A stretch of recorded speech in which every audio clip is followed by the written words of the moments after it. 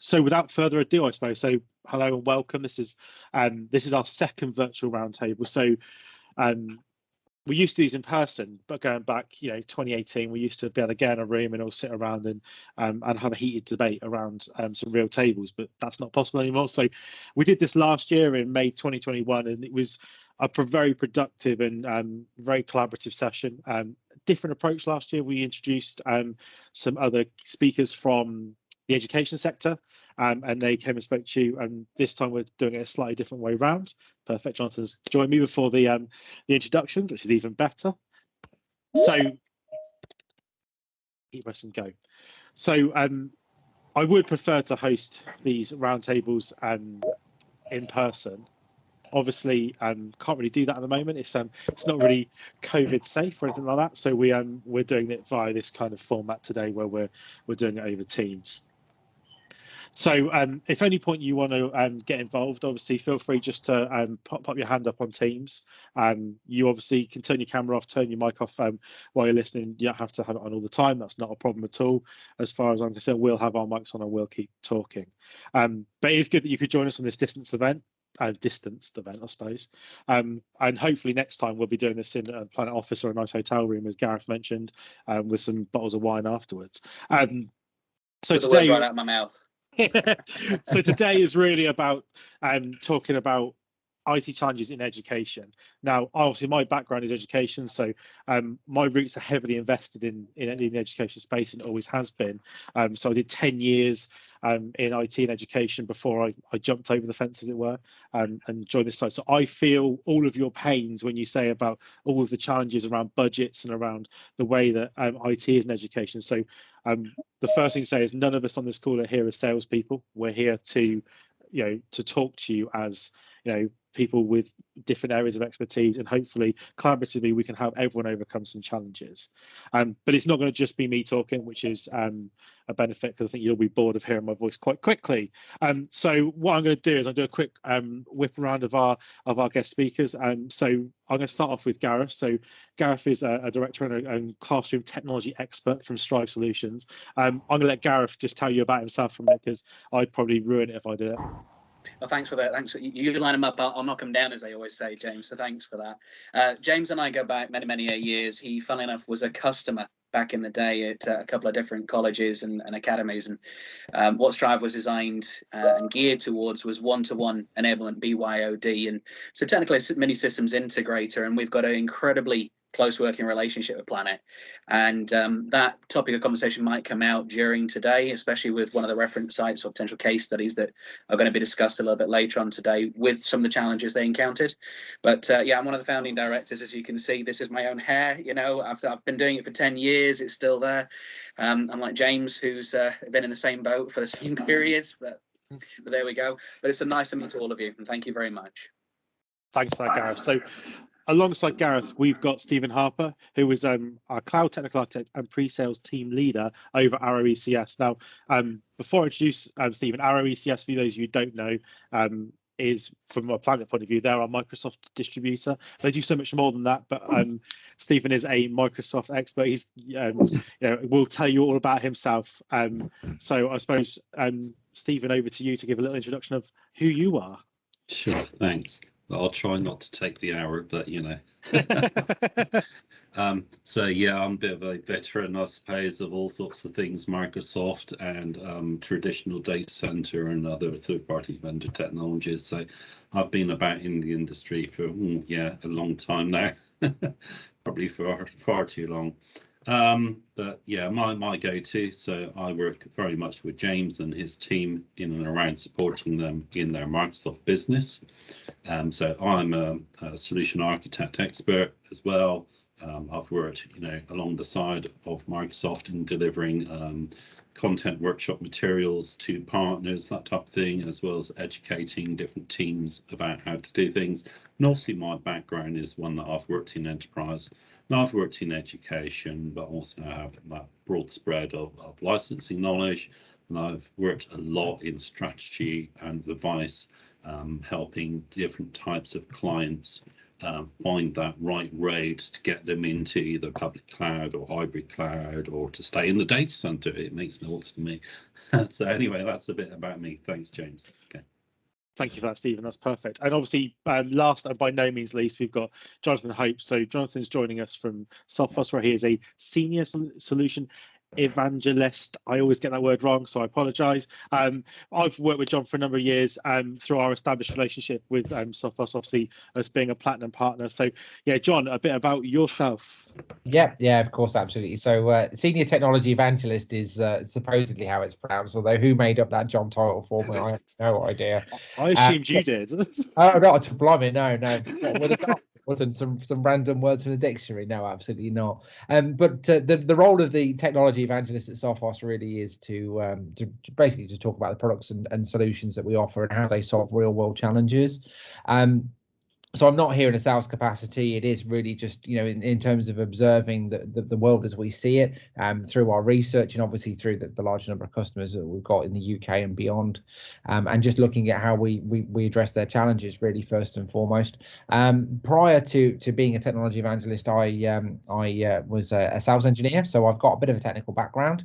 Primarily on the firewall side of things, and prior to that, I have to confess, I was in sales for a time, but it was so long ago I've forgotten how to do it, to be totally honest with you. And I have even been an end user at one point in the past as well. So done various different things over the years. But I'm going to keep the sales to a minimum for you. Thanks, John. That's nice widespread there. So hopefully, as everyone can see, we've kind of got a panel of people from across the board, so that we hopefully can answer any questions and we can all start kind of overcoming challenges. So I'm going to start with what I would say is probably the hard question. So obviously we all know that education has massively changed in this kind of post-COVID world. Like, where we were in 2018, 2019 is very different to where we are today. Obviously, we also know that budgets are always the hardest thing in education as well. So I suppose what I'm trying to get at from my first real question is, how does IT and education really drive towards a cloud-first strategy, and how do you overcome that challenge? Because that's where, let's be honest, where enterprise is going is a cloud-first strategy. But we always know education is slightly behind, and because of all the financial implications and everything that happened during COVID, that's a bigger challenge than ever.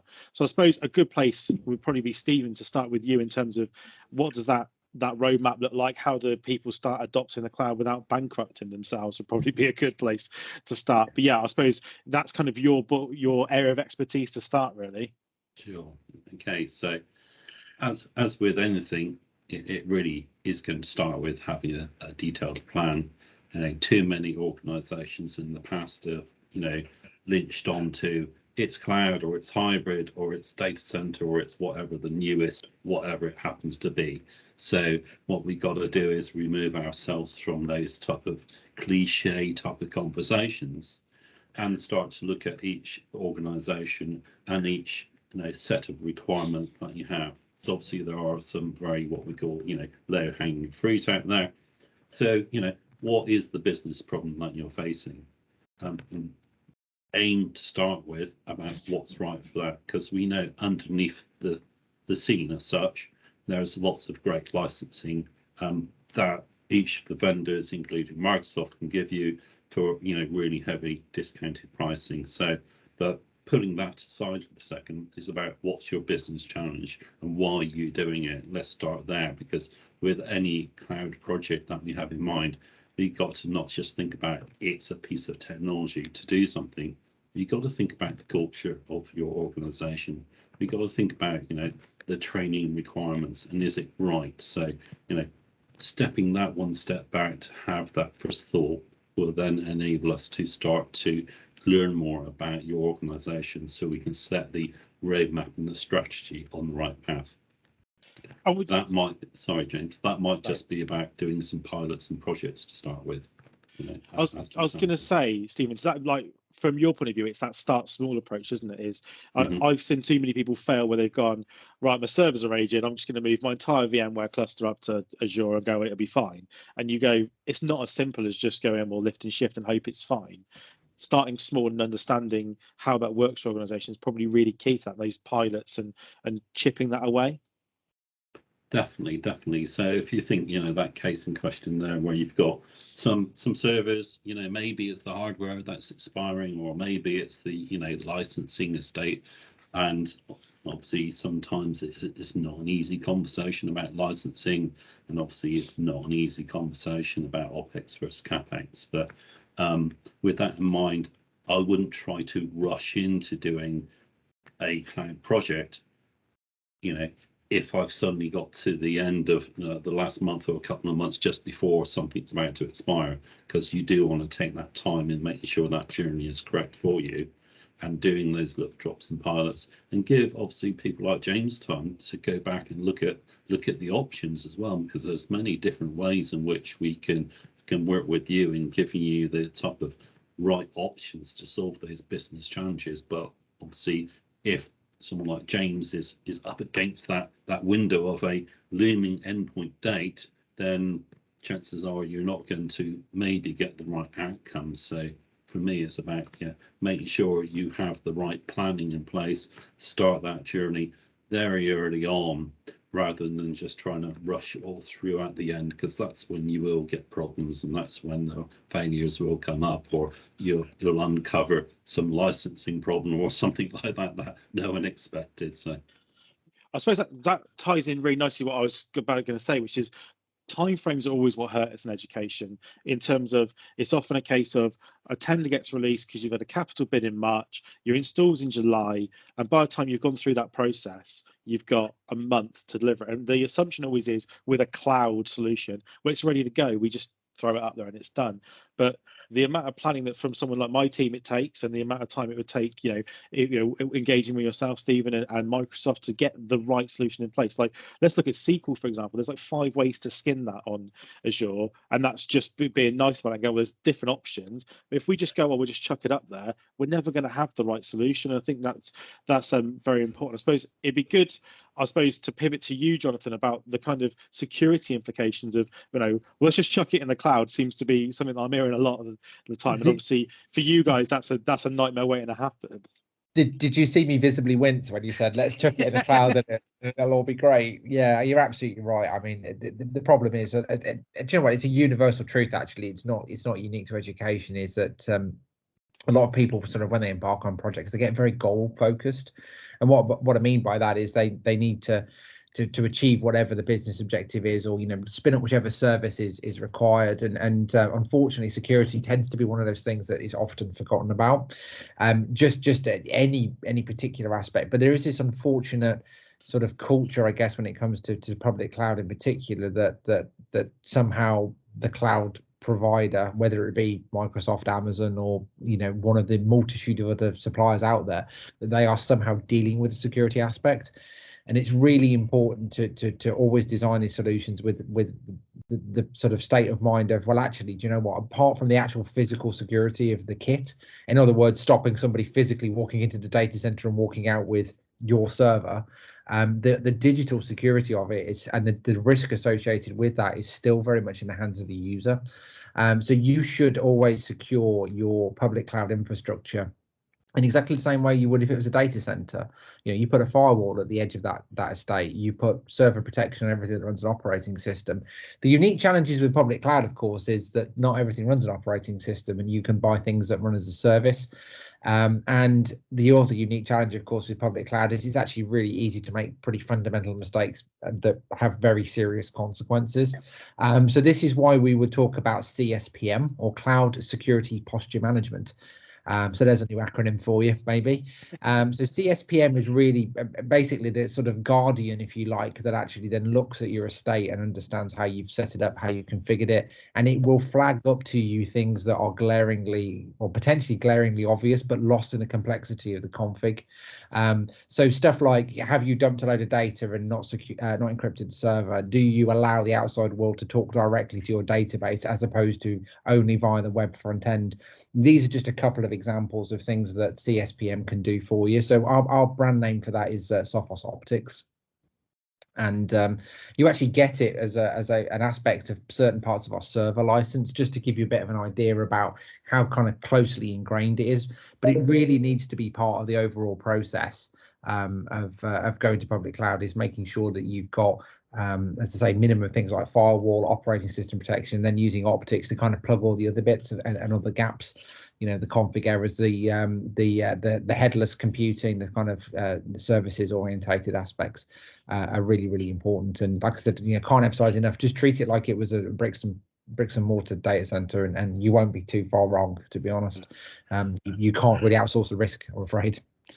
I've seen it before though, where you go like just what you're talking about, where someone goes, "Oh, we've moved to AWS and we've got a storage bucket up there," but it turns out there's no security on that bucket at all because they don't really understand how to architect AWS, and they've just gone, "Yeah, I made a new bucket and I just allowed everyone because it wasn't working until I did that." And like, everyone has access to it. It's a public bucket now. And absolutely, I think config errors are actually probably the biggest cause of, well, in fact, they are categorically the biggest cause of data breaches associated with public cloud. So, you know, when you see the headlines that say somebody lost X amount of data from public cloud, there's I think it's either 80 or 85% chance that it was actually because of a config error. So most cloud hacks are not actually hackers at all. They're just opportunists walking by and picking up data that you've effectively left lying around. Yeah.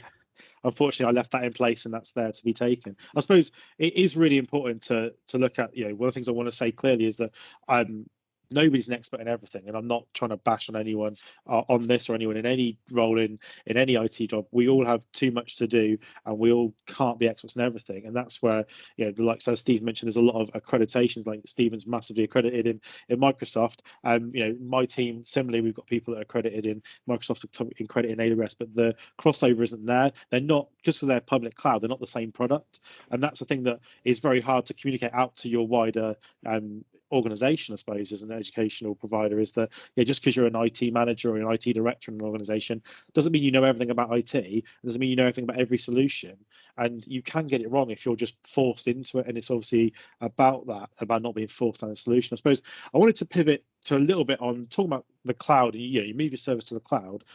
A lot of the time people think that's going to make everything really fast and really perfect, but I suppose, Gareth, from your world, actually solving the problems of, well, we've lifted and shifted everything up to the cloud, in most cases that leaves the legacy networking infrastructure that's in place for, you know, in most places, like, you know, old access points, old switches, which means you just make things feel worse. And I suppose you've probably seen quite a lot of that. You could probably talk to kind of the effect of how that makes the real world feel when people start spending money elsewhere and forget about the kind of the client access piece.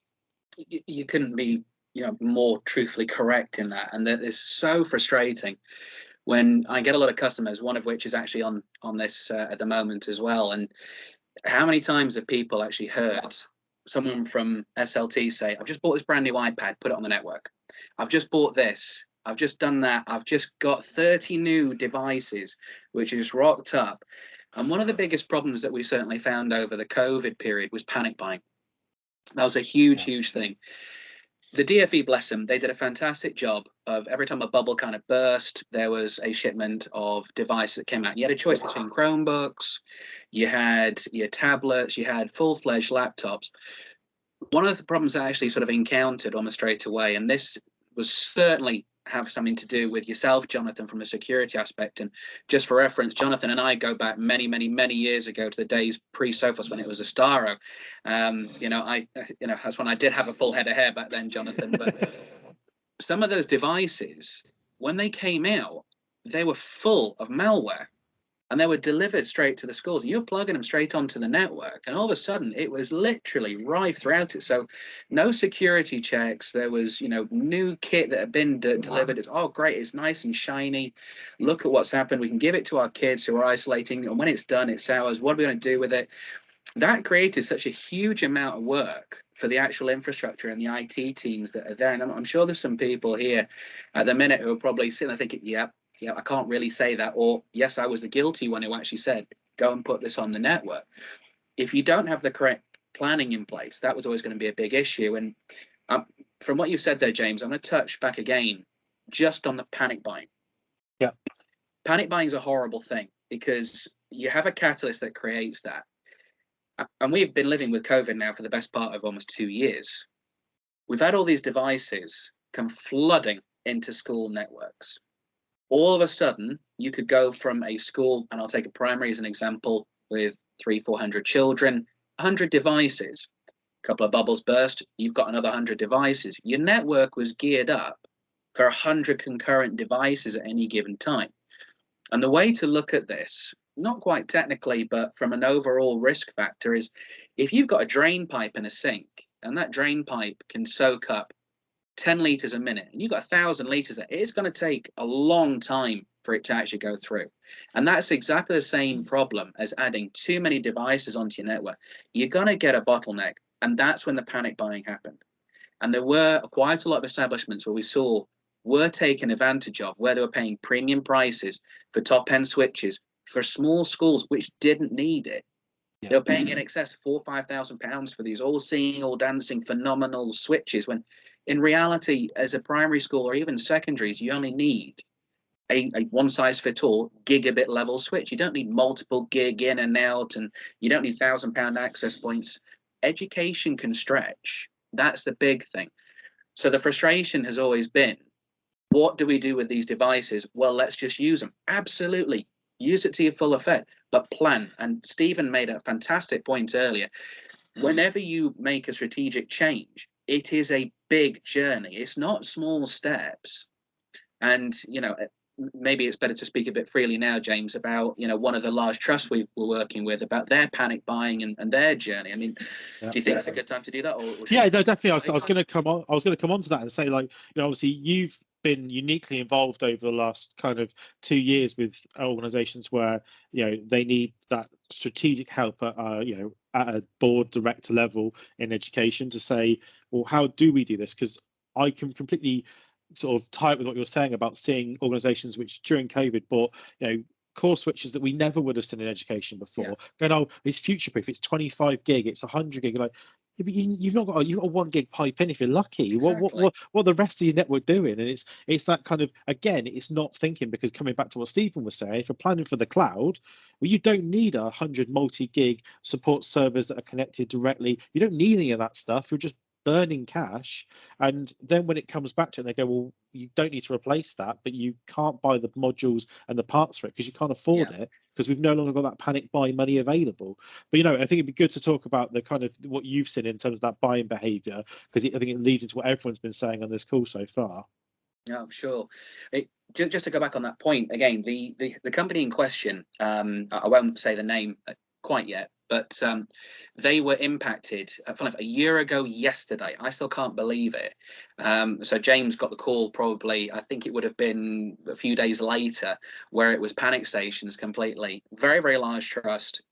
And effectively, they got hit with a ransomware bug.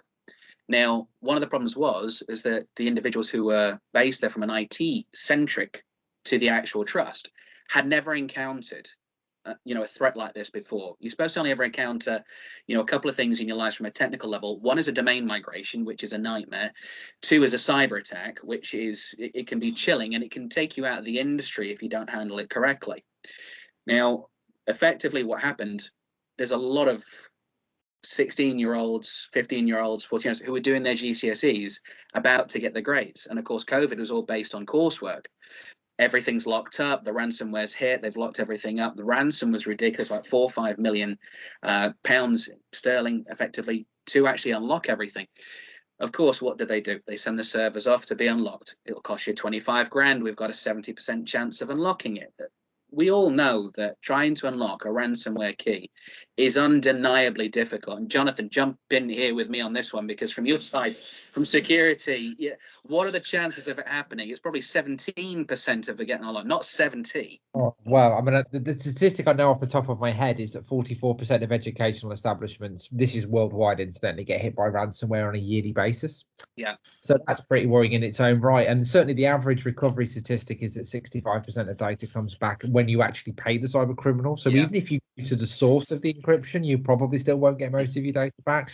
Trying to do it by any kind, I didn't even know that was a service, because the mathematical odds of getting that data back must be minuscule. Oh, it's ridiculous. And they chances are 2 years down the 2 years down the line, typically you'll suddenly find that it's on a time lock anyway, and it'll just unlock the servers.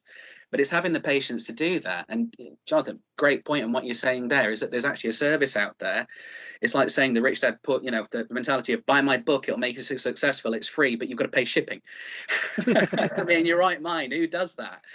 So from our perspective, with this large trust, we had to sort of drag them out of where they were to where they needed to be. The risk scoring was, when you calculate out of 100, the higher the risk score, the more damaging, more punitive it is to the actual image and the brand of the trust. So from an integrity perspective, you've got to get that score down as much as possible. Can you get below 40? Yeah, out of 100, it's possible, but you're going to be in the lines of being a bank or insurance company when you get down to the single digits and the teens. In the 40s, you're a very corporate business. You've got to try and remember that when you are a trust, you want to be below that medium. You want to be below 50 at any given time. It's maintaining it. So the patching. I mean, how many people here are from trusts?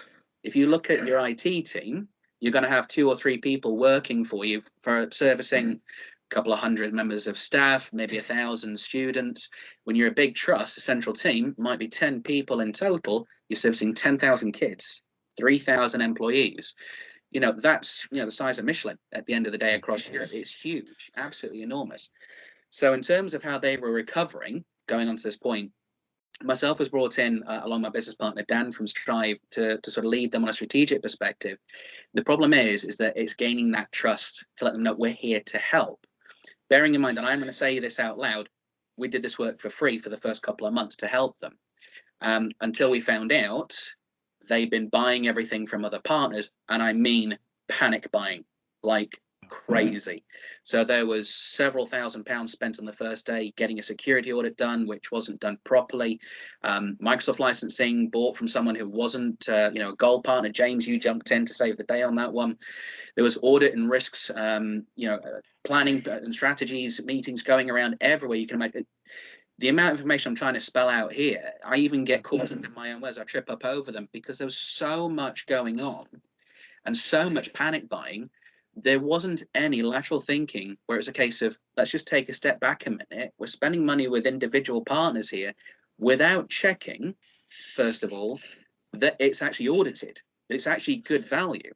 And they weren't checking as well. They were doing that panic buying, but they weren't checking that it was driving them forward to a solution. And I suppose leading into like what Jonathan does, like, you know, ultimately the end solution to solve some technological problems was they signed up for MTR, so the managed threat response from Sophos, and Sophos took over that aspect. But initially they were buying licenses to solve problems, but going, well, buying the license fixes the problem as far as your MD is concerned, is your CFO. They're going, well, I've solved the problem because I bought the license.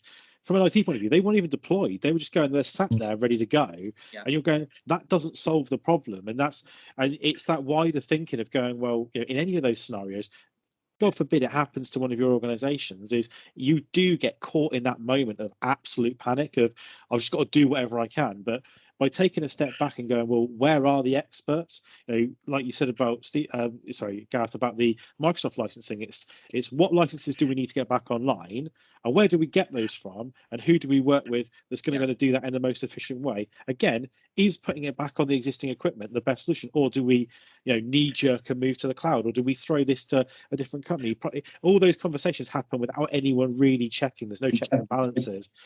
You know, and that's where you end up into this really nasty pool of kind of spinning around. And it's something that's not unique to education, but happens a lot more in education, because you often find the people that are at the top of the tree come from a teaching background and don't have the IT background, whereas in business you often find that someone who's running a business has had enough exposure to IT to know when something starts to smell a bit fishy, when you've got a company trying to pull the wool over your eyes and say, yeah, spend £9 million on this bit of kit and it'll solve all your problems. That's ultimately not, you know, not what we want to do. I mentioned NTR. Sorry, Stephen. No, I was going to say one bit of advice, you know, from looking at this. So whenever I'm engaged at a strategic type of level, it's worth what I sort of call like lifting the lids, lifting the drains, because unless you do that from an operational viewpoint and a license viewpoint, what you'll end up with is exactly what we're describing here. Different products with different sets of licenses, all with different end termination dates, all solving individual different challenges. Whereas when you actually go back and look at what you're buying, you've got to look at how they work together, how they operate. In today's world, so I'm also from a security background myself, in today's world, threats don't come in from a single source and just land there on that one device. They move laterally. So that means whatever the technologies are that you need to solve that problem, you need to have the vision across the lateral movement in the organization. So, most examples, if we're talking about threats in type of, ransomware attacks, is somehow that's got to come in. Chances that's via email, someone downloads something and then it clicks and then it might sit there. Then it tries to maybe look at some identities in the organization, maybe getting up to the admin or the global owner or somebody like that. Then it tries to do an attack, and that could be lockout or just sit there dormant for months and years at a time. We've seen all sorts of things. And of course, to come on from that, you might have all these different products with single panes of glass, like single lenses looking at just one thing. What we got to do is like almost step back and make sure that we're not just licensing something because it solves one tick box. It's working together with the rest of our ecosystem, and that's the biggest thing, the biggest challenge there is for business and education today. Jonathan, I'm sure there's much you can say on. Obviously, I would say that I mentioned MTR, which obviously throwing buzzwords around acronyms. It'd probably be good if you could touch on that a little bit so that people don't think I'm just gone mental and I'm just abbreviating everything. No, not at all. Yeah. No, happy to do that. Although I really, you can probably imagine, James, I actually really want to pick up on the point there about everything working together as a system. Yeah, because that's, of course, yeah. That's exactly what we do at Sophos, actually. I mean, security is one of those interesting markets where kind of every product has grown up originally to solve an individual point solution, and it ultimately ends up with, as Stephen mentioned there, you end up in a scenario where you don't even know which dashboard to look at because you've got so many. And the reality is that often the threats actually just slide nice and neatly in between all of them. We've always been at Sophos a very big advocate of this idea of cybersecurity ought to be behaving more as a system rather than a bunch of individual products. So that's why we have a portfolio that includes not just endpoint and server protection, but we've talked about public cloud. We haven't talked about the fact that we have a firewall yet, but we do that as well. We have even things like switches and wireless access points and things to manage your mobile and iPad type devices as well. And the reason we do that is, obviously we want to sell stuff, candidly speaking, but on top of that, we actually believe that by having stuff that all works together as a system actually delivers better value and better performance to our customers. So everything gets wrapped up inside Sophos Central. So, when you're managing your estate, when you're looking at the data potentially coming off there and the telemetry, and we'll touch on that in a second, then that's all in one place.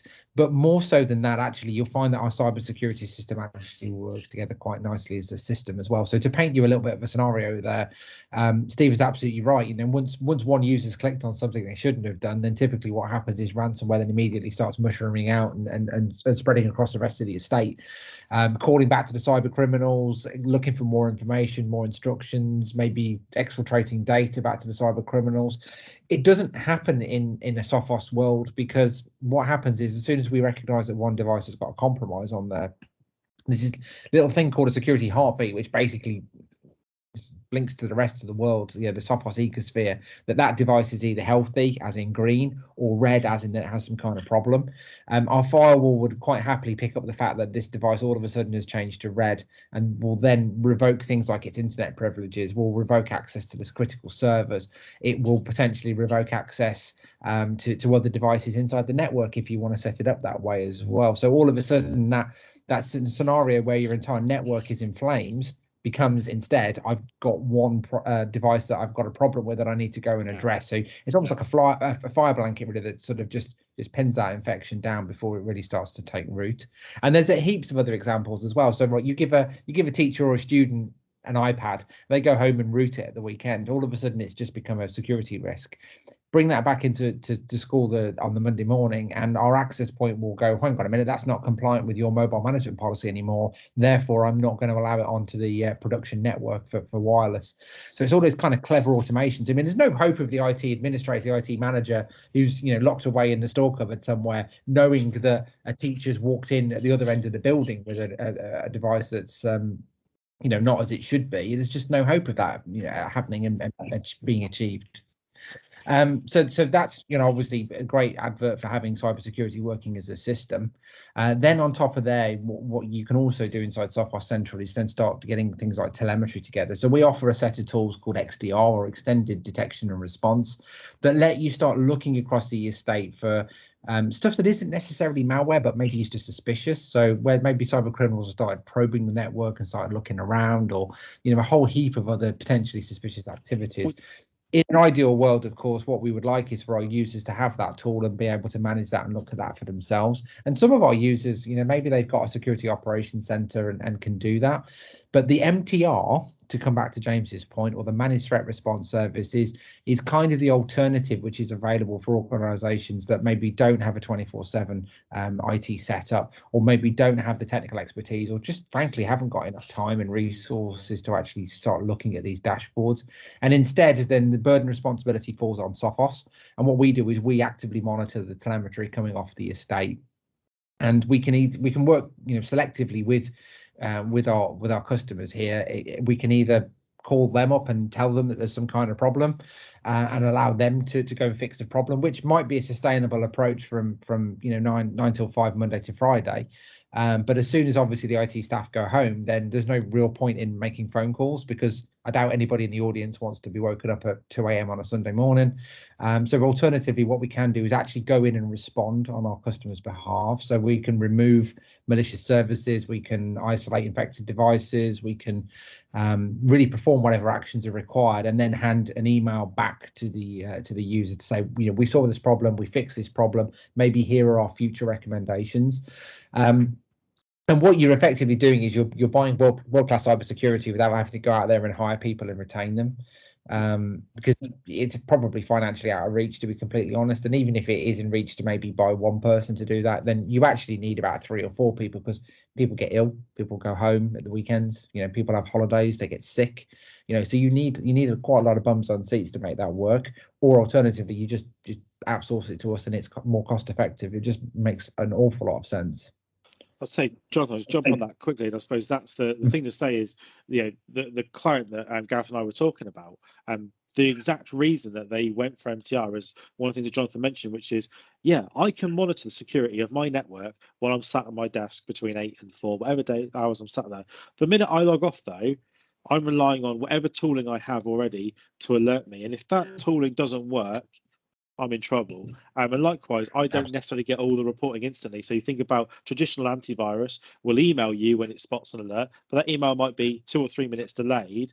By that point, if it's a proper attack, you're probably already in trouble at that point. And if you're out, you're out walking your dog, you're not going to get the email, you're going to run home. By the time you've got there, they've had 25 minutes, they're in your system. So that peace of mind from those kind of MTR services where you go, well, it's someone else's problem. Someone can monitor it 24/7. They've got a team that you can never recruit. And I know that some of our education clients do have managed SOCs as part of their universities, their large colleges. They have a managed SOC that they run themselves or that they leverage. But what you're paying for there is expertise. And that's the one thing in education that we always have to remember, is that you always need someone to lean on. And that's where that expertise comes in. And there's nothing quite as good as having someone who's got a product set that can look at everything and then going, well, they can monitor that product set. And then the security is kind of their problem. And, I can sit and, not worry about it on a Friday night, or in the case of the client we're talking about, over Christmas, going, I know I can have a Christmas break without thinking, have I got to check the emails every 20 minutes to see if an alert's come in? So it's a good place to be. I did want to say, if you do have any questions, anyone's on the call, feel free to pop your hand up on Teams. It's a little smiley face. It's got a little raise hand. You can do Control Shift and K, and then I'll bring you into the conversation. It's an open forum for anyone to ask any questions they want. This obviously, we will continue talking until the sun sets, I should imagine. But if you want to get involved, please do so. I suppose. Joe wants to contribute. Yeah, Joe, unmute yourself and far away. Testing. Can you hear me? Of course we can. It's all good. Great. Okay. Just going back to your ransomware conversation. Yes, we have been.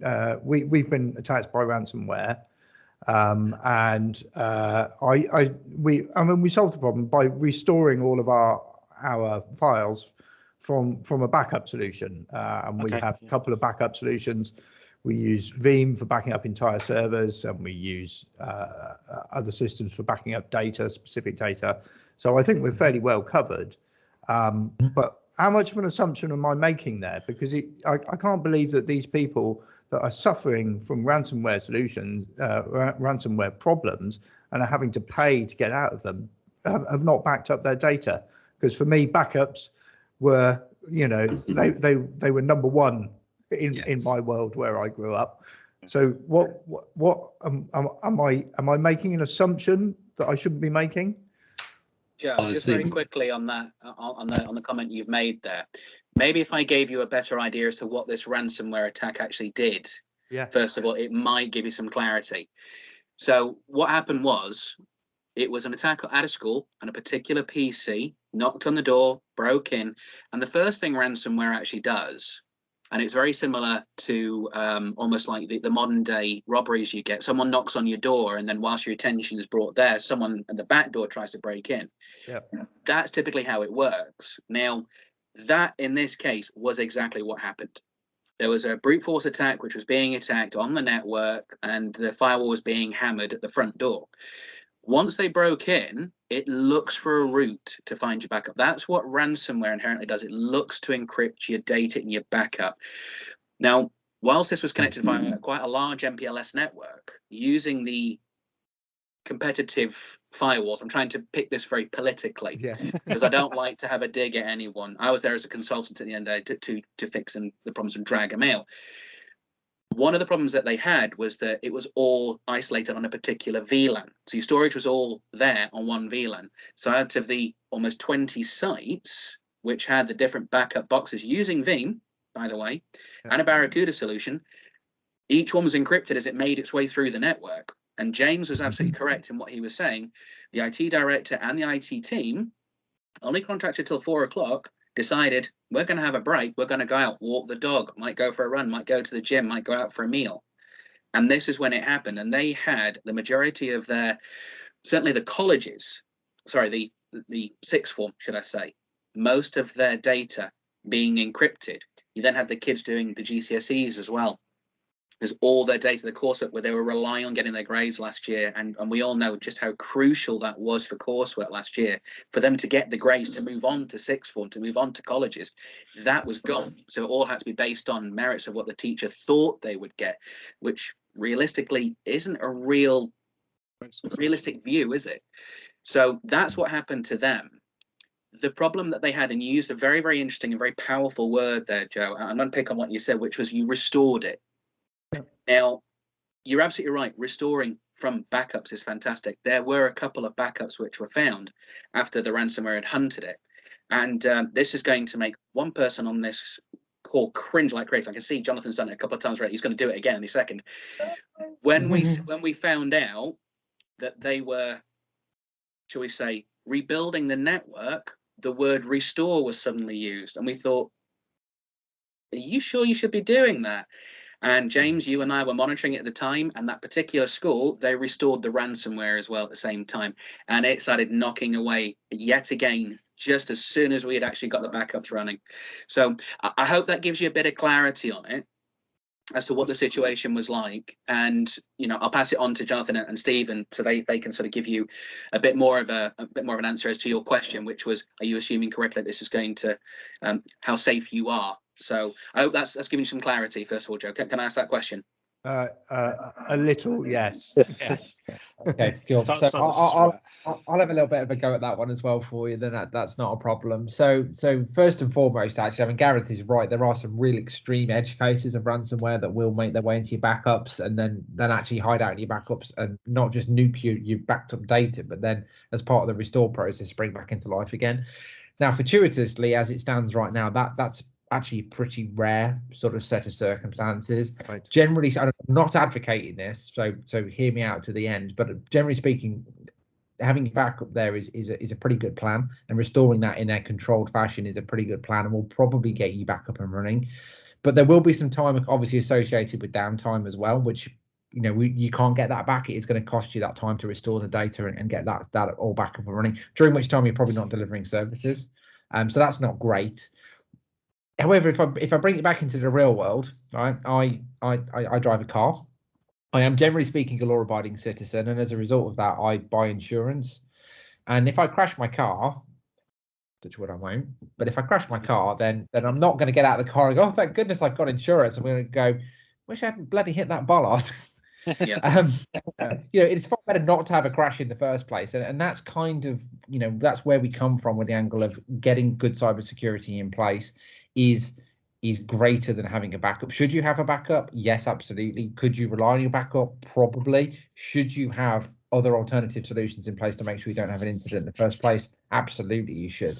That would be my take on it. 100% agree with you on that one, Jonathan, as well. Just to jump in there, Joe, before Stephen speaks, sorry, Stephen, to interrupt you. You mentioned, John, about the real world of that kind of backups targeting, ransomware targeting backups. Unfortunately, out of the 3 educational ransomware attacks I've been involved in personally, all 3 of them have targeted the backups, but specifically Veeam backups. And that's not saying Veeam's a bad product, but Veeam has a very identifiable backup structure, which if you're writing a bit of nasty code, you can very easily find. The one recommendation I would make to you is if you have anything, Veeam, you know, Cronus, anything like that, is have a off-network backup. And whether that's a cloud backup or something like a NAS box you unplug once the backups are done, because although it may be further back in time from where you want it to be, it might be you lose 7 days worth of data, you've still got something to go back to. It's we've had a couple of scenarios where we've been called into, as Gareth mentioned, to kind of the red light brigade and, you know, come run around and try and help. And you often find that the first thing you go to, right, show us your backups, and it's like, well, the Veeam database is corrupted, that's fine, we can rebuild that. And you try and scan the backup repository and you go, yeah, all of the linking files that make these VBKs usable have been encrypted, so you then have no data. Although you may have the raw data, there's nothing to string it back together.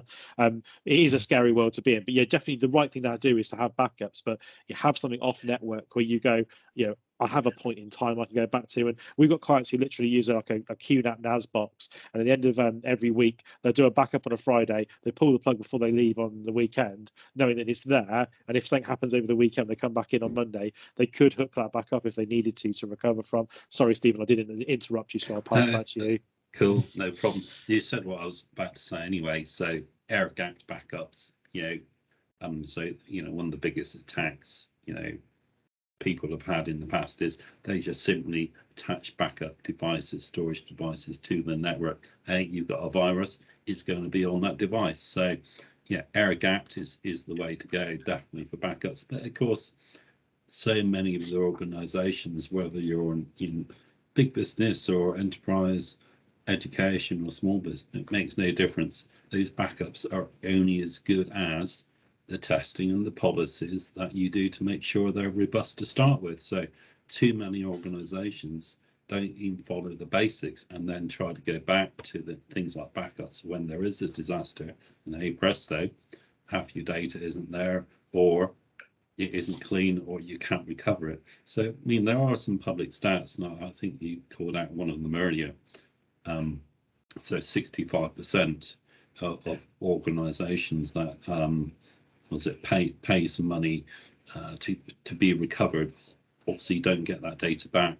I think the stats are something like as low as only 8% of organizations who actually pay to get their data back actually are able to do a full recovery. So it's yeah, as it low is as 8%. Yeah.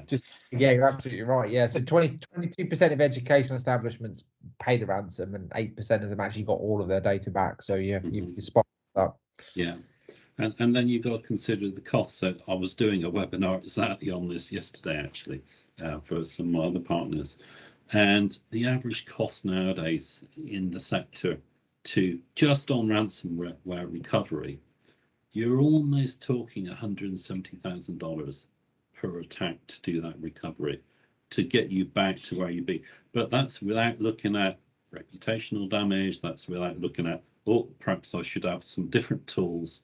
You know, that's just the normal cost of getting out of the attack. That's an average across the industry that's seen. So it just goes back to say do your best practices, make sure you're doing your backup pillars correctly, keep identifying what's going on, go back to the right lens of security and make sure you have the right products in place, and make sure it's robust and you keep, testing it. And also to bear in mind that this industry doesn't sit around for very long.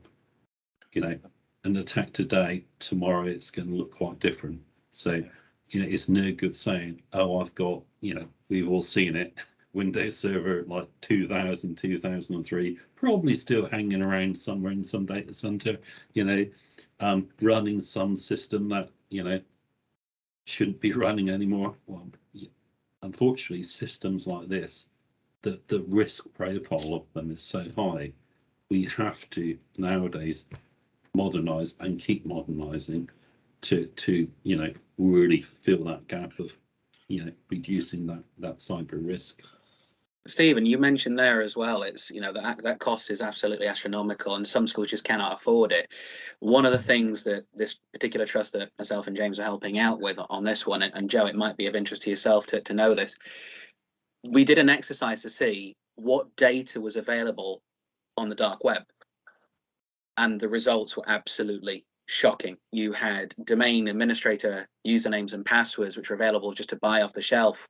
It was really quite scary. That's now been removed, thankfully, but the actual footprints which are left behind, which are kind of brushed away in the sand, which are kind of invisible, you don't tend to think or check on the front line where I just want to get my network to work. I want to get everyone working again as they were doing a week ago, to actually now we need to do some more damage control and damage mitigation. But hang on a minute, what's that over there? And you forget about that little bit in the corner, and that's another big aspect to these attacks. Yeah. So best practices come into play. Changing passwords. Use the services that you got. Most people probably on the call, I would have thought, are probably using some type of Microsoft Active Directory or Azure Active Directory. With the tools that you're getting there from your Microsoft, you've got identity management. You've got things like privileged identity management. You've got multi-factor authentication. It's not there as a optional thing.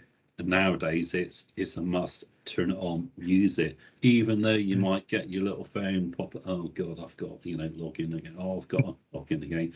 The thing here is don't make the site an exception, or don't make the CEO the exception, or the education leader the exception. No, they're some of the biggest risks to the organization that you have, and therefore turn on these services that you got and make sure you keep people like James accountable to make sure they are configured, and no one does, oh, I'm just going to never do a password reset on this because it's so much easier for my lifestyle. No, rigorously enforce these things because they are there to protect you and whatever vendor you're working with. Talk about Microsoft and their EDR, XDR technologies. Very broad, spectrum of what you get out of the licensing with Microsoft, or whether you're working with one of the other vendors that we have, is about turning on the features and the aspects that you have and make sure you rigorously follow and enforce them, and hold your IT leadership team accountable, for doing that. Definitely. I suppose something that was worth mentioning, just I suppose for everyone on this call who's sat in the education sector, to have as, I suppose, ammunition, some dry powder for you to go into those meetings with your heads of organisation, your CEOs, your executive heads. Is we work with an organisation that unfortunately suffered a ransomware attack, education and provider. The reputational damage that was done from that attack ultimately ended up with that organisation having to be taken over by another organisation. It also cost all of the senior leadership their roles. Didn't cost the IT team their role, because the IT team had done their job. It was the fact that nobody above them would sign off spending money. So when you're sat there with your school business manager or your head teacher saying, look, we need to spend money on security or spend money on backups or spend money on this, and they go, well, why? You go, ultimately, it's your job that's on the line, because realistically, as an IT manager, you will be protected. There's no way they can get rid of you if you've been arguing that point and saying, look, you need to spend the money here. But it does happen. And it was, we got called in at the 11th hour. It had already all gone wrong, and their ransomware was in the network and everything was done. But it was so publicly attacked that they were in the local press, they were on national news, and there was nothing they could do. They were shut down for nearly 3 weeks, and the amount of money they burnt through trying to get back online was just dramatic. It was like, ultimately at the time, the executive head was just signing checks, just like, yeah, I'll just keep paying that. And when they looked at the final figure, it was just under £2 million they spent to get back online. And then what happened was the DFE came in and went, you are not responsible enough to run this organization. We're going to hand the control over to a neighboring organization. They're going to take over, and your leadership team has to be gone within 30 days. And it was a dramatic shift, but it was needed. But it's that thing to know that this does happen. And, unfortunately, education is a soft target, because a lot of the time, the enterprise, if customers in the world, they'll be spending those millions of pounds on security products that you can't justify. Now, obviously, there's still products you can afford, and it's having the right products to do the right job, but it's being able to leverage that kind of understanding of, you've got to try and compete with the kind of the blue chip companies that will be spending enough money on firewalls to make your eyes water. You still can get that technology at a price that's applicable to you, but it's buying the right technology. And it, not to call certain vendors out, but there's products that sell themselves as things like firewalls when they're not firewalls. They are essentially filtering units, or those kind of products you've got to be really wary of, because they're your gaps in your network, which, coming from an education background, you're told are great products, and they're great products for a certain thing that have tried to move into, I'm a filtering product, I also do firewalling. It's like, well, you don't, you're a filtering product. Or a product that goes, oh, okay, I'm a great endpoint management product, but really actually it's a classroom management product, and it's great for taking control of machines. It's useless at stopping viruses, but it's the way they're sold to you. It's always worth being really wary of. And it's something that I'm really wary of when I'm talking to clients, is that having sat in that room and sit in those sweaty situations where it's all going wrong, I'll only talk to you about products that I know can do the job. And if I haven't been able to physically get hold of one and basically destroy it in our test lab, I'm not going to talk to you about it.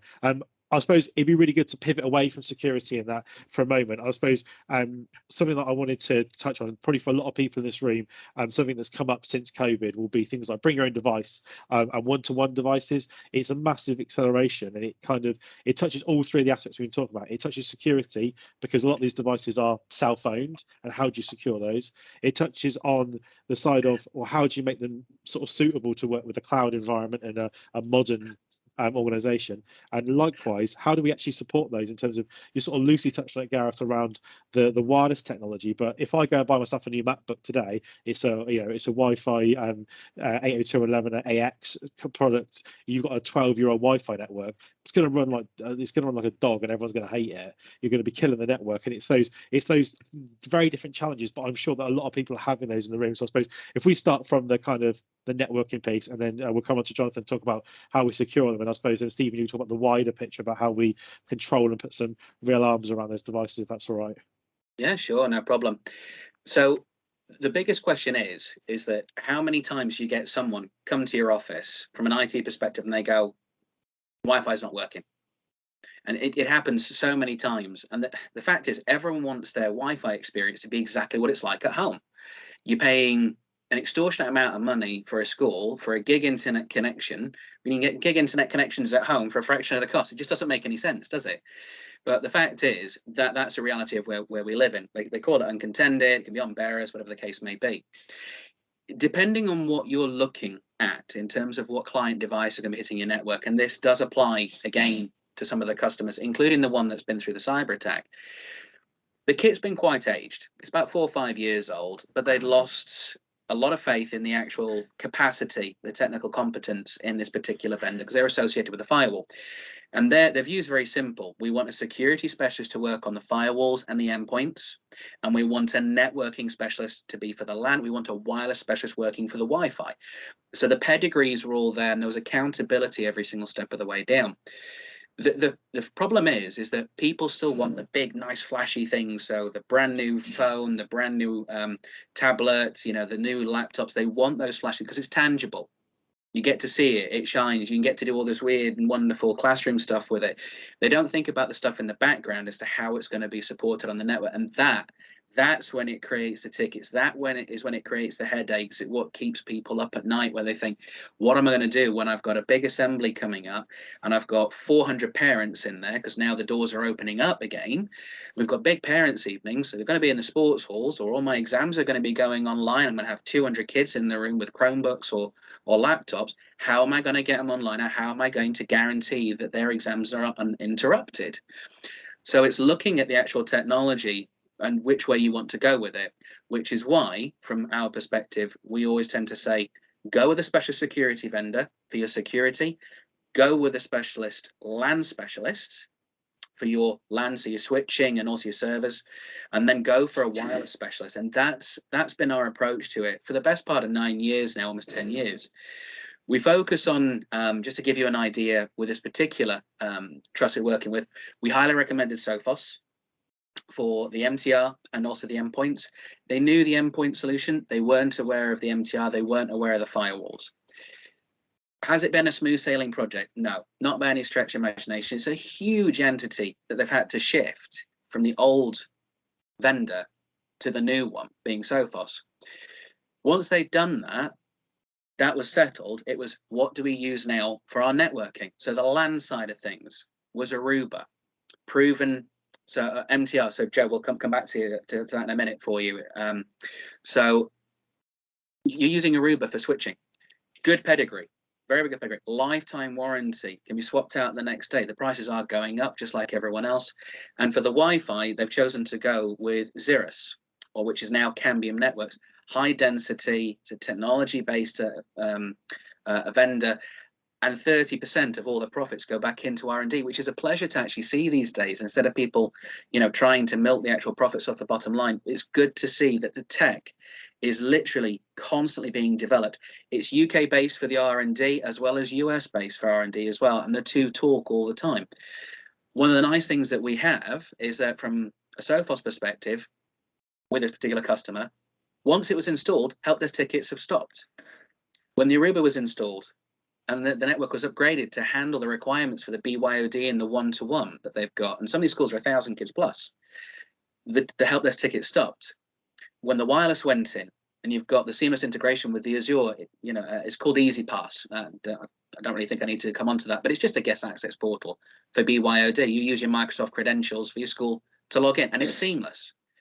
The help desk ticket stopped, which makes my life and my IT teams and my managed service desk lives a lot easier, where we've gone from having the headaches of taking over at the beginning, 3 months later, post development, architectural design and delivery, the headaches stop.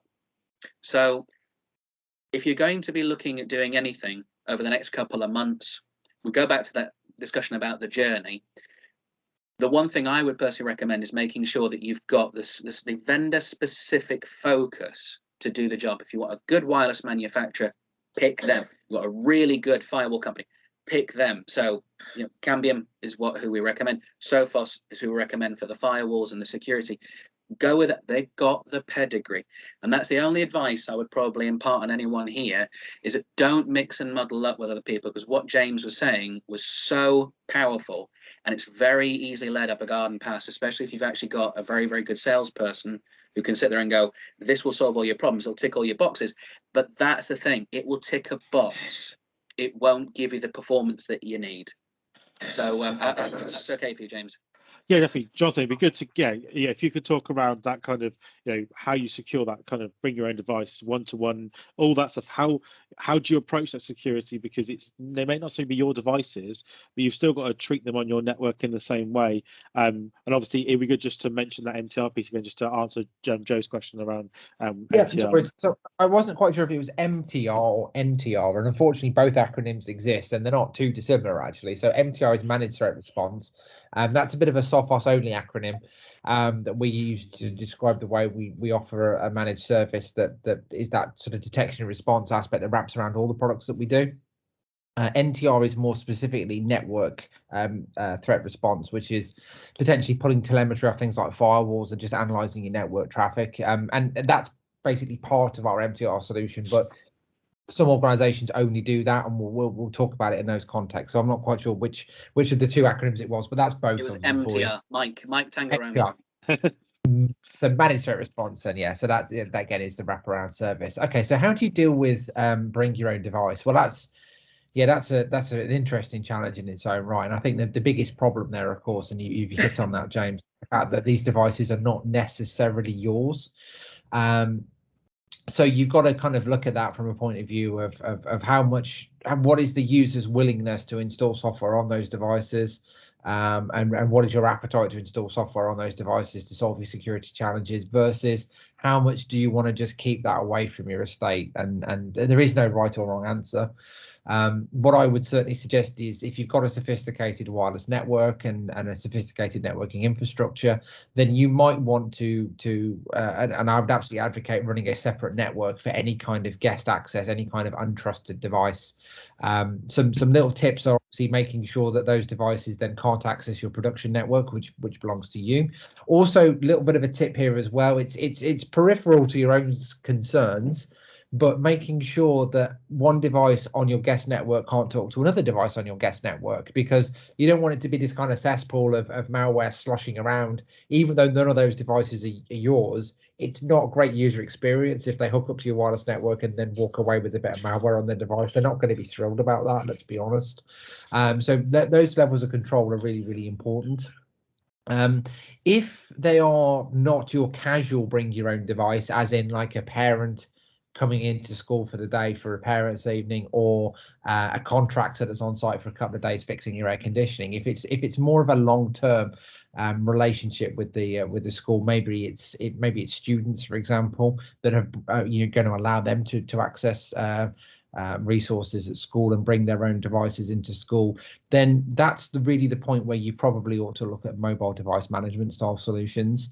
So kind of speaking holistically about the market as a whole, then MDM really is about putting some controls around the device that will typically involve actually installing some software on that device, acting as an agent that can then assess from a security perspective, is the device up to date? Is it set up appropriately? Has it been jailbroken or rooted, which would inherently offer up security risks, for example? As a couple of examples, things that you can use to put some controls around it. You can also then potentially offer containerization, and what I mean by that is, if this is a staff member's or even a student's device, and you wanted to put school data on there, even if it's just stuff like emails, then you can often, depending on the MDM vendor in question, actually put some containers in there. So you can drop all of that stuff in a secure box. The mobile device is otherwise its own mobile device and behaves exactly how the user would expect, but you've got all your school data sitting in that box. Now, if that staff member decides to leave, or the student moves on in their educational journey and leaves the establishment, you can actually kind of just grab that box and take that bit of data away. And otherwise, again, what you're doing is leaving that device to one side. If a staff member reports in the fact that they've had their device lost or stolen, you can nuke the box, so that all the data that's in there is secured and safe, and nothing that's inside that sort of containerized box can then reach out to the rest of the phone as well. So you kind of you got your own little island there, which is yours to control, but otherwise you got the device there in its own right. So that's definitely something which is worth investigating. The other gotcha with mobile device management that's really worth a mention is, it's not just about the procedures and policies associated to mobile devices, but also increasingly the world of MDM is becoming UEM, so universal management of all sorts of different platforms. So like Mac OS, Windows devices that again might be BYOD. You can manage a lot of those things through the same portal as well. And then a last shout out for the fact that when you're looking at mobile devices, don't forget the antivirus aspect. Your mobile phone is a very sophisticated operating system, and unfortunately is potentially susceptible to malware. Now, what you can actually do to protect yourself kind of depends on the vendor. And I'm not going to embark on an Apple versus Android argument, but what I am going to do is I'm going to state facts that with the Android operating system, you can actually install antivirus on that platform, and it will protect you from malware in the same way that you would expect on a Windows machine or a Mac machine. iOS, by its nature, is a little bit more restricted, and there are many reasons for that, not least the fact that without sort of altering the device and manufacturer specs, you can't just go and install random bits of software. Everything has to come down from the App Store. But unfortunately, because of Apple's approach there, that it does become a bit of a closed ecosystem that we can't actually install antivirus on there. So we can do lots of other checks, making sure the device is healthy and it's up to date and all that sort of stuff. But we can't actually run AV on iOS devices, and that's not software's limitation. That is a universal truth. But it's not something that you should overlook. It's certainly the AV element and the security element from that side as well. Because a walled garden can't have viruses. That's why. That's what the Apple approach. I won't say any more on that. And thank you for that, Jonathan. Stephen, I suppose it'd be really good. Obviously, the other side of that is that one-to-one devices, where we can control them. I suppose it'd be good for you to kind of touch on that space and kind of that approach to it as well. So yeah, I mean, obviously, probably come in from a bit of a Microsoft type of background here. So everything Jonathan just said about MDM, yeah, we can probably tag yet another acronym onto all this MAM just to fill the boat.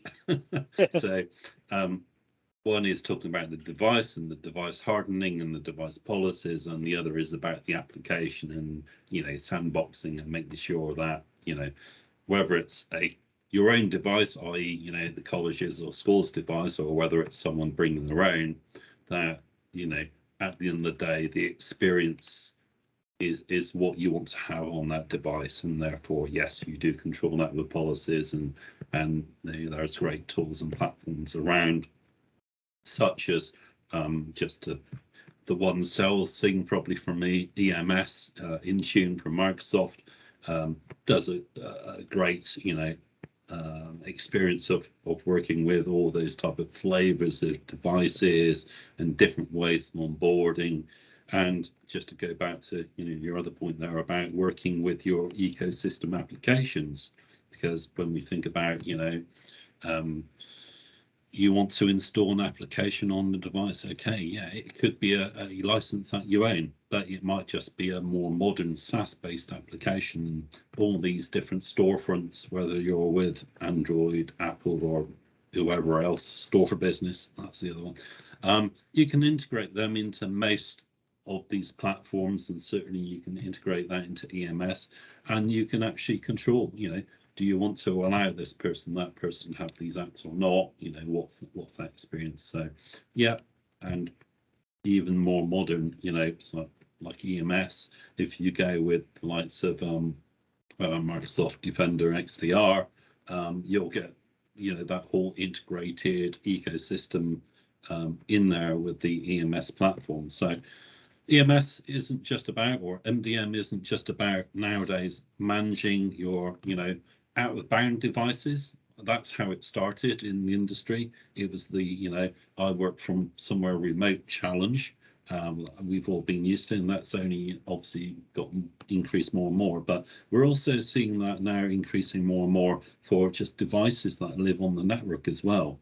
Because there's if you're putting a lot of time and effort into whether it's security and hardening, or whether you're integrating that with your wireless and your networking, you may as well do it for any type of device that roams wherever the device is roaming, whether it's on-premise, off-premise, it makes no odds. So use that system for both. That would be my advice there, including you could even do it for static PCs. So in the past we would have seen, yes, Active Directory, most networks, unless you're an Apple fan, or one or two like Novell fans maybe still out there. Hopefully, I haven't seen that for years, but yeah, you would have joined that device to Active Directory. But of course, some people nowadays are moving towards a world where there is no Active Directory, and you've got Azure Active Directory. So you can join devices and get the best out of both worlds. So that when you move that device classroom, or maybe that device does go home with someone, I don't know, like the pandemic, pick up the physical PC down the road with you, go and work from home, because you've used modern management, the likes of EMS on them, and maybe join them to Azure Active Directory.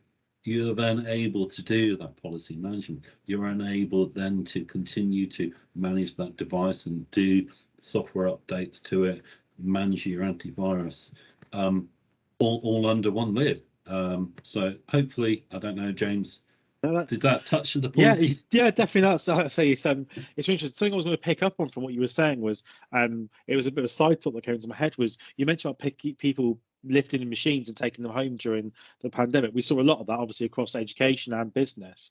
But something we've seen a lot of since then is where people have then since replaced their antivirus products, specifically, I can talk about a software scenario where they've gone right, well, we've now upgraded to Sophos, PC's back in the network, and we install Sophos to replace the existing AV. We're spotting a lot of essentially ransomware, a lot of Trojan stuff that are just sat there on those machines, because when they were at home, they were soft targets, and some of these products weren't functional because people didn't think about a traditional AV where you have an on-premise engine, essentially a management console, didn't actually work when you went home because it couldn't communicate. So there was a lot of that breakdown. It's something that I just thought about. I've been dealing with a problem with it based from someone who had essentially using, I don't mind saying it, the Microsoft Defender product based on SCCM that needed SCCM to tell it where the updates were. So they went home for 8 months. The device wasn't protected. They moved it back in. In the time they moved it back in, it had lost its connection to SCCM because it had been gone for so long. They never bothered to reattach it. We then deploy a new AV and they go, hold on, we're getting like hundreds of alerts immediately from these machines just going, well, yeah, you've got a network full of essentially potential issues. And it comes back to the overarching point we're saying around security about you're only as good as what you know is there. Something that we've been doing, and obviously I've been doing with Gareth, and is working with the education space to do this kind of review process of saying, like, let's have a look at where you stand, because you don't know. Unfortunately, we have some of the tooling that tells us how bad the situation is, but you just don't know how bad it is sometimes, because all of those consoles you have, those multiple windows, as Jonathan pointed out, where your security maybe isn't joined up.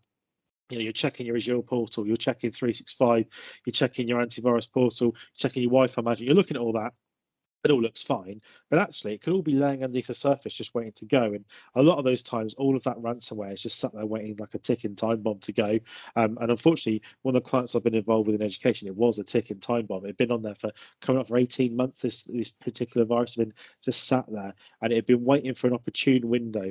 And the opportune window they chose happened to be Easter when they did it, because it was like, well, we know we're going to have 4 days where we can trigger this attack where nobody's going to be looking at these systems.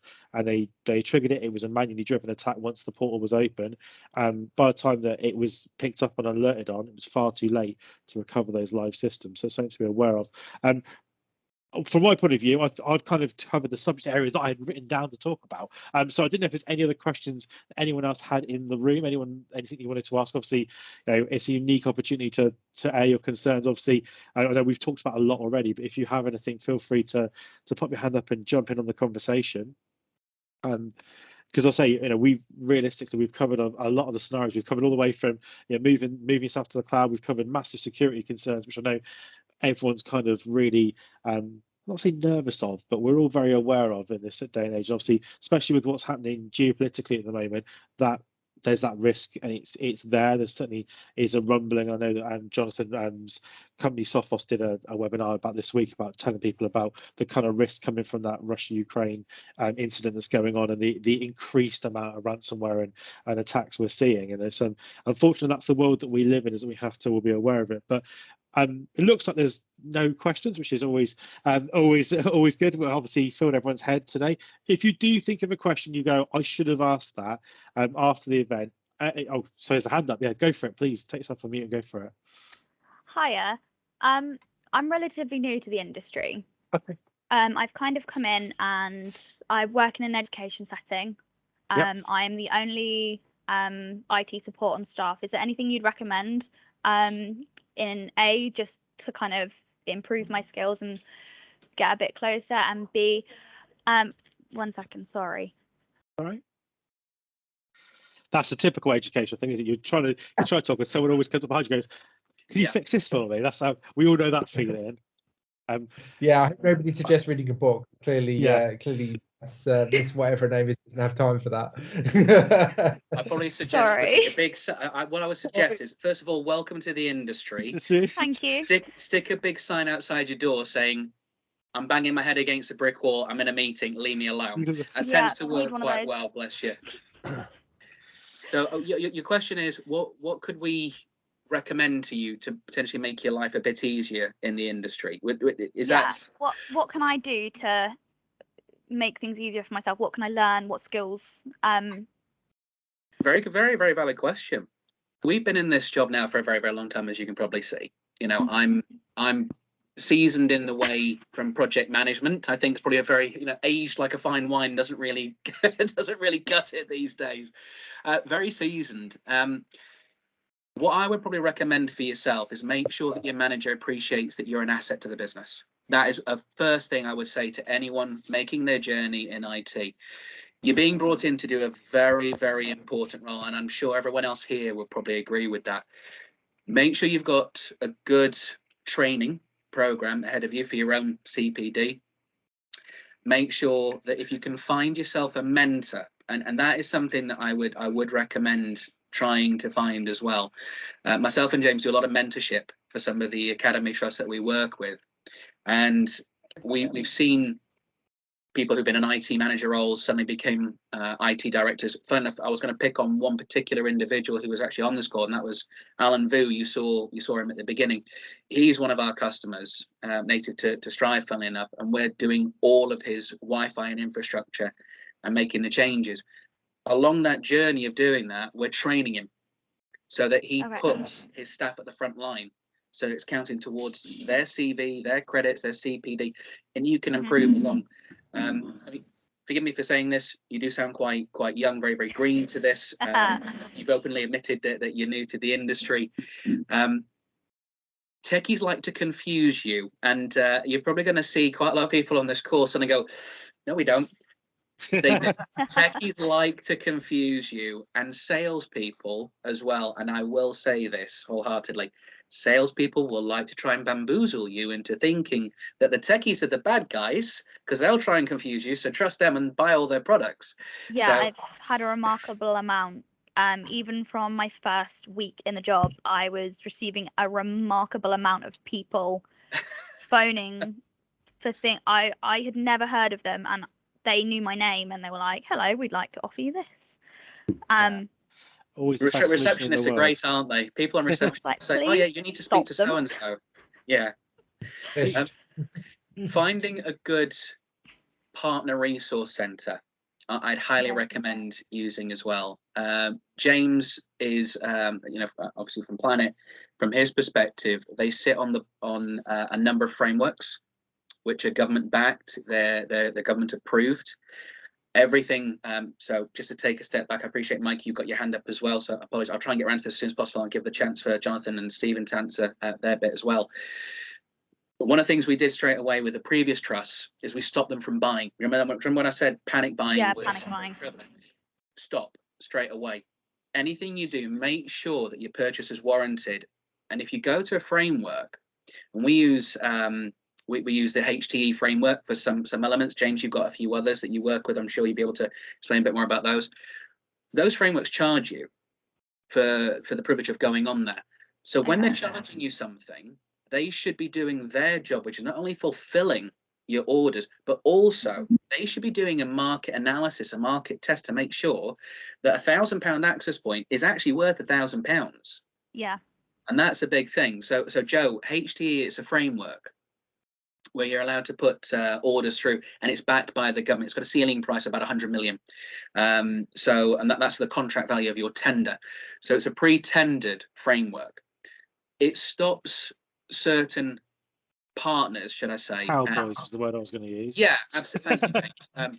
It does stop certain resellers and partners by going out there taking advantage of those who are. And forgive me for saying this again. I can't see your name on that, and I do apologise. It did miss. Megan. Megan, nice to meet you, Gareth. It does stop you from being taken advantage of because you might be new to the industry. And you've got to try and remember the world's a great stage, and you've got 6 degrees of separation here. A lot of resellers will know each other, a lot of partners will know each other, and they'll suddenly say, I've just been speaking to Megan, and she wants 3 quotes. Can you go and get another quote for me? And they'll do it a little bit higher because they owe them a favour. And choosing the route, the correct buying routes is a big thing. And if you have a project, I'll make something up for you. You need to replace your wireless system in the summer. You'll get someone come in, and you probably want to get 3 quotes to please the governors. Even when you've done that, go to a framework, make sure it's done properly, and ensure that that reseller pays the fee for it as well. So you're protected. The risk has got to be on their side, not yours. You're trusting them with the order. I hope that's fair enough for me to say as well, Megan. Yeah, absolutely. I do feel very green, and very much like I could very easily get taken advantage of because of my lack of knowledge. And obviously I'm wanting to make a really good impression.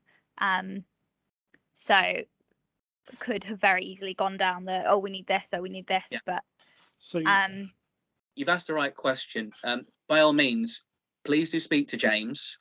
James, I'm sure, will have no problem passing on my contact details as well, and we'll work together as we have done with quite a number of the trusts. And this isn't just one big trust we work with, by the way. It's not just a marketing ploy to say it's fresh. There's a reason why I'm picking one, and it is problematic, to say the least, isn't it? I think, Gareth, just to jump in there, I suppose there's a couple of things to say, Megan. The first of all is I appreciate where you're coming from. I remember being that person who was new into education and had those calls coming in.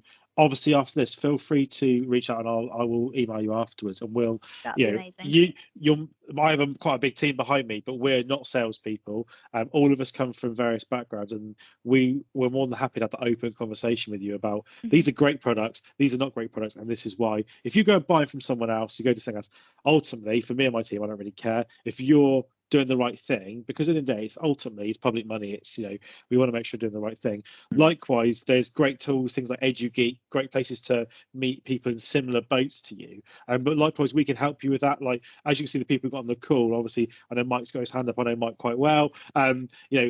He's obviously got a great wealth of experience, and I'm sure that he's one of those people who wouldn't mind, passing his details on and saying, like, if you've got a question, reach out, because it's all about community. I think the one thing that you often feel very isolated on your own in education, because it's a case of it's not the same as any other world, and everyone's normally stressed their eyeballs because they're trying to do too much. And in terms of training, the thing I was going to say was, try not to do training on products you've already got, because ultimately those products are going to get replaced. Look at what the next 5 years is and try and train for when that is. Like Stephen has the three, moving to Azure, that stuff. That's where ultimately most businesses are going to end up in public cloud. So train for that. Don't worry about doing your VMware certifications or worry about sorting things out that you've already got, because you'll be able to fix those and keep them moving. But ultimately you will abandon that technology at some point. So just think about it that way. But hopefully that answers your question. But Stephen and John, if you have anything to add on that, I think you're both nodding. So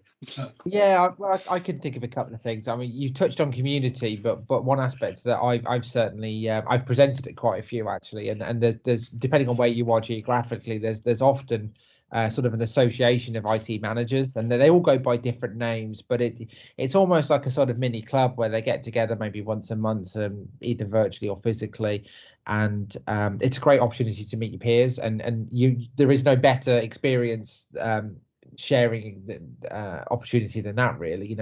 These people that you'll meet there are doing the same job that you're doing, in very facing very similar challenges. Potentially you could very easily ask them, the thing that you bought, is it any good or not, and they've got no axe to grind, so they are clearly quite independent when it comes to that sort of thing. So to seek out that sort of local community forum thing is a pretty good tip from my point of view, and turn up to some of the meetings there. And sorry, Joe, there isn't a specific name for it, but you might want to, if you do know another IT manager at another. That's the one. That's one I was thinking of. Thank you, Mike. I don't know if that's nationwide or not, though, Mike. So that's the ANME, and I have done some presentations to them before, actually. So, but I don't know whether they cover nationwide. But the principle is, thank you. The principle is the same. Regardless, is digging those people out and attending some of the sessions is pretty neat. You can also find it on LinkedIn as well, by the way, can't you, John? You can find the communities on LinkedIn. Yeah, absolutely. And they're really open to finding you on it as well. Yeah, I definitely recommend doing that. As I say, everybody you speak to them will be impartial. They've got no axe to grind, and no alternative agenda. Unless they're miserable in their job. Just remember that. Unless they're miserable in their job and you put next to them. Just remember give them an option to mess with somebody.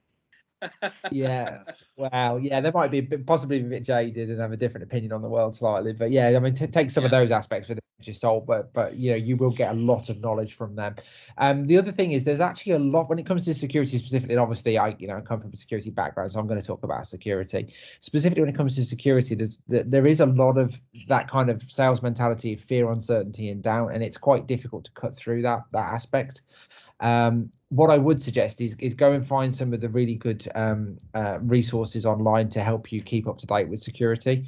One of the best ones that I can suggest, actually, and it sounds like I'm not being impartial, but just hear me out on this one, is it's called Naked Security, and it is, I will be honest, it is actually run by Sophos, but it is run as a completely independent division of Sophos, and you know, none of those people are salespeople. I'm not allowed to present on Naked Security, and I'm a technology evangelist, but because I have a sales function as well, I can't get anywhere near that. So the Naked Security blog that we do and the videos that we do, the podcasts that we do, are all written by independent authors who are just passionate about IT security. The reason I call out Naked Security specifically is one of its niches is the fact that it talks about security, but it produces articles that are really intended to be read by non-technical audiences. So it will, you know, as a prime example, it will talk about the current Ukraine situation, and it will break that down into terminology and actionable items that are relevant to organizations of all different sizes and ilks without going too far into the technology. It is offering practical advice. And to be honest with you, I would also suggest Naked Security is actually quite a good thing to put in front of your wider team of staff. Because again, it's written for people who are not technically minded at all, and it offers a lot of really useful practical guidance that actually people can take home in their own personal life as well. So it talks about like eBay scams and PayPal scams and stuff that maybe isn't business orientated, but it's just about good security practices in general. And my final tip before I shut up and give Stephen the floor is your own staff and your own team. You can look at them in one or two ways. When you go to the network meetings and you hear from the old jaded IT managers that have been doing it for a long time, they will say that their staff are a nightmare and they're the idiots who click on all this stuff and they're part of the problem. And to be fair, that is one way of looking at it. But actually, the other way of looking at it is if you can teach them why security is important and why they should be using two-factor authentication and why they shouldn't click on the phishing links, then actually they become because you are on your own, but they become an extension of your security team if they're looking to spot the malware and spot the bad stuff for you. So they can be your enemy or they can be your ally depending on how you work with them, and they're a resource that you can call on. Okay. Cool. Hope that's useful. Thank you. Yeah, that's perfect. So from my side, I think there's a couple of things. I mean, we've concentrated on some great forums and things like that. So, you know, on the grassroots side of depending upon the scope of your job, you know, if people are ringing you up trying to influence you to buy products, the first thing, and I see this absolutely every organization I go to, most do not have a clue of what they've purchased today. So number one is about getting the in-house in order, so you understand what you've got, where things come up for renewal. You know, my advice is don't try and put it in a book. Get a nice big whiteboard, write it all up. Okay. Yeah, and so you know what's coming up and when, because this knee-jerk reaction that we see in the industry, and it's industry-wide in lots of cases.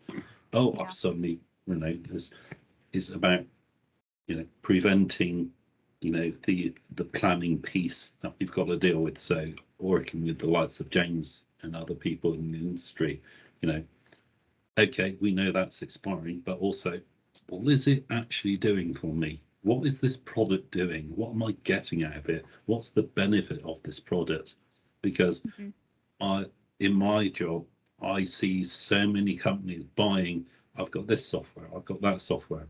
And when you actually come to look at it, there's so many overlaps in the software that they're buying that chances are a lot of the time it's actually giving no additional value or benefit. And you're just panic buying almost. You're panic buying, or because you want something for one little bit, you know, it's got this radio button on it that you must have, but the rest of it is so some people like to go gold plated, okay, and we all like gold plate, but you know, sometimes silver is where we need to be. Yeah. Because that fits our budgets and that fits our lives. It doesn't mean to say we should be dropping, security or any of these other challenges we're talking about. What I'm really saying here is this, understand what the product is capable of and what you're getting. Yeah. And therefore, if you're getting 3 or 4 products that seemingly overlap, go and do a stand-up. Go and speak to someone like James or Gareth or other people in the industry to get the real honest viewpoint of what is it you actually need, and it may be a case of you amalgamate, get rid of 1 or 2 out the door because they just don't work together, or they say they do, but when you actually go to look at, how they work, they don't talk, so definitely look at that side of it. The other point that Jonathan made just now, so when we're talking about security in general as well, you can have all the technology in the world, something will always get in the door. So it's not a failing of you, your team, but education is just as important as the technology you deploy. So making sure that if you're in charge of or reporting back to leadership, you want to do that all-inclusiveness. You're not turning on security because you're the canine in the corner doing the barking. You've got to make it all-inclusive. You've got to show and share and explain to people why. And there's some great products out there in probably some of the systems that you've already got. They only need to be 5-10 little minute snippets on, how to deal with like malware. What is malware? How do I recognize it? That type of thing. Because you will cut down on a lot of the security breaches that you could potentially have just by doing simple education. But I think for me, they're those top tips away from what the guys have said. No, those are all really, really helpful. Thank you very much for the time that you've given today. No worries, mate. Thank you for your question again, Mike, you've had your hand up. I'm over to you. Do you know what? My hand is now so tired. I've forgotten what I was going to say. Oh, that's even better, Mike. I appreciate it. No, so first of all, Megan, the first thing I think you could do if you're new to the industry is go and take James for a coffee. 30 minutes of James's 30 minutes of James's time is going to save you a lot of heartache in the next few weeks. And I can't endorse him enough. He's been my go-to person now for quite a few years, and he'll jump in where every other else, they put their boots back on and they're back in the car. So use James. He's very good. Pay for him for a day if you have to. He's going to save you so much pain in the future. Number 2, train your receptionist to reject all the calls. Yeah, good work. Been working on that one. We have one here called the Rottweiler. If you can get past her, you're doing very well in your selling life. Number 3. We had Graham to get us in touch with you, Mike. Yeah. I've got the Rottweiler, Number 3, if you've got a window in your door, take a photograph of the back of your head, sellotape it on the inside and lock the door. Perfect. Still not. They seem to have disappeared, the people that tried to come in. So I did that at the European School at Pelham, and I can't tell you how many people walked away from that door because they thought I was in there busy or something. If you've got a phone in your hand while you do that, brilliant. But on a more serious note, get yourself a big whiteboard, like Stephen says, an 8x4 one in your office. Start drawing down and drawing onto this whiteboard how you understand your network to work at the moment. And as you build that document or that image, that will show you areas where you perhaps need to concentrate on. It will show you areas where you may have 2 or 3 products that do more or less the same thing, but not very well. So that I always find a drawn picture or legible handwriting makes things stand out more than trying to work it all out in a spreadsheet. Yeah. So that's another good. And get yourself a blue book and write everything you learn down, because you will learn so much in the next 6 months that you will forget something. So that's my pearls of knowledge. That sounds really good. I have made myself a document where every time somebody tells me how to do something, I just copy and paste whatever they've written and put it into my document. And then when I've done it, I rewrite it so I understand it. Best way to work. We had a document years ago we used to refer to it as the Bible, which was just a collection of stuff like that, where someone got this one bit of software only works if you press this button first. Write that down and have that forever. So yeah, you can never know. And aren't there so many things that you find you dip your feet into once a year, a school year, and then you come back to it the following September, and you, how the hell did I do that? We used to call it the Blue Book at the Radcliffe Hospital in Oxford, and it resided on some old server somewhere, and every technician up there was logged into that daily. It becomes your memory, and as you get older, like I am, you rely on that memory even more. Yeah. Thanks, Mike. Really appreciate that, and obviously thanks for your kind words. Anyone else at all? Anyone else got anything we want to ask, add? Okay, the silence there was a bit too much. I was a bit scared by that. No, I'll start wrapping that up then, guys. So first of all, thank you everyone for your time today. It's really appreciated. The next one of these will be in person. I'm going to make it in person. We'll make it somewhere nice as well, because somewhere with free coffee and biscuits always goes down well. So we'll do that. If you do have any questions, if you want to reach out, obviously I'll put my email in the chat. You've got your Planet IT account managers. Reach out. We're here to help. Obviously, if you want to get information from the other guys on the call, I'll pass your emails on and make sure it all comes through in a clear way. There's stuff going on our social media around this as well. So you'll see stuff like Planet IT Edu 2022, trend on LinkedIn and stuff. If you want to continue the conversation, you do it with that. That's all good. Now, obviously, I have to thank Gareth Locke, Stephen Harper and Jonathan Hope for their time today. It's obviously massively important they gave us their time to be here, obviously, because I couldn't do this on my own. It'd be a very dull conversation, just me talking to myself.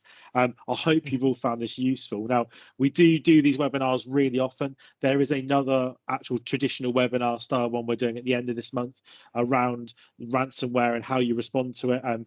Actually, one of Jonathan's colleagues from Sophos is joining us on that, and we're actually going to talk in a lot of detail about cyber insurance. So obviously, if you want to if you want to get your school business manager or someone involved in that so they understand the implications and the risks, we're going to be doing that. That's on the 30th. Again, reach out to your account manager, they'll be able to share you the details. But I hope you can join us again soon, and thank you all very much for your time, and I'll see you on the next one. Thanks everyone. Cool. Cheers all. Yeah, thanks Thank you everyone. very much. Thanks. Cheers.